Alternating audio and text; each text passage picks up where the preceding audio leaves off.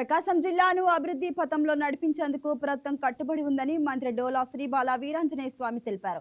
ఒంగోలులో జిల్లా అవతరణ దినోత్సవ వేడుకలను కలెక్టర్ రాజబాబు ఆధ్వర్యంలో ఘనంగా నిర్వహించారు. వేడుకల్లో మంత్రి డోలా శ్రీబాల వీరాంజనేయ స్వామి పాల్గొన్నారు. ముందుగా జిల్లా పథకాన్ని మంత్రి డోలాతో కలిసి కలెక్టర్ ఆవిష్కరించారు.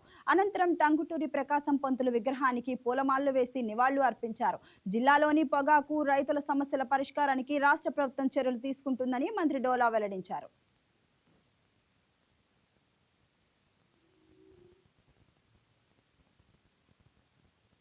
ఉమ్మడి కర్నూలు, ఉమ్మడి నెల్లూరు జిల్లాల నుంచి కందుకూరు డివిజన్, మార్కాపూర్ డివిజన్, ఒంగోలు డివిజన్తో ఏర్పాటు చేయనటువంటి జిల్లాలో గత 5 సంవత్సరాల్లో 2 సార్లు మనం మార్చుకోవడం జరిగింది.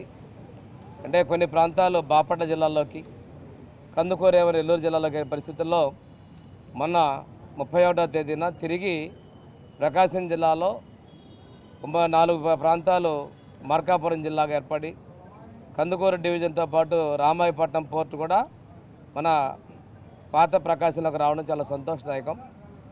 ఏది ఏమైనప్పటికీ ఈ ప్రాంత అభివృద్ధికి గౌరవ ముఖ్యమంత్రి గారు శ్రీ నారా చంద్రబాబు నాయుడు గారు, ఉప ముఖ్యమంత్రి పవన్ కళ్యాణ్ గారు చెప్పిన విధంగా కట్టుబడి ఉన్నారు.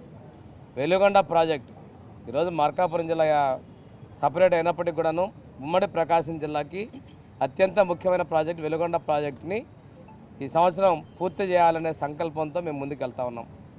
దాంతోపాటు జిల్లాలో ప్రధానంగా ఉన్నటువంటి పాలేరు పోతల చెంచా ఎత్తిపోతల పథకం, పరిసిపాడు ప్రాజెక్టులో కూడా రేపు బడ్జెట్లో మేము ప్రాధాన్యత కల్పించబోతా ఉన్నాం. జిల్లాలో ఉన్నటువంటి ఈ కీలక ప్రాజెక్టులో కూడా పెద్ద ఎత్తున రేపు మేము నిధులు కేటాయించబోతున్నాం. ఇంతేకాకుండా మన ప్రాంతంలో ఉన్నటువంటి వాణిజ్య పంటలైనటువంటి పొగాకు, వీటికి కూడా ఈ మధ్య వచ్చిన సమస్యల అధిగమనం కూడా కేంద్రంతో సంప్రదింపులు జరిపి రైతులకు కూడా ఇబ్బంది లేకుండా చర్యలు తీసుకుంటున్నాం. Please subscribe to YK TV Network. Please subscribe to YK TV. Please watch YK News. Don't forget to subscribe YK News channel.